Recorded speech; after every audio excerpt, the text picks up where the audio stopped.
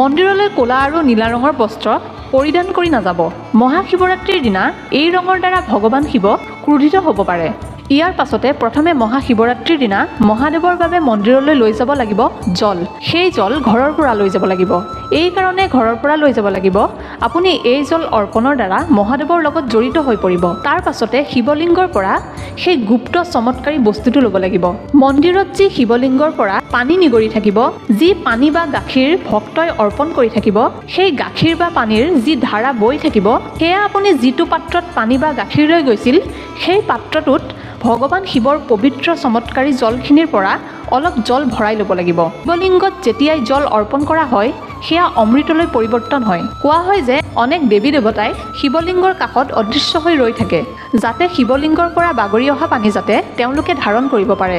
ইমানেই পবিত্ৰ আৰু শুদ্ধ সেই জল। শিৱলিংগৰ সেই জল মাত্ৰ অলপমান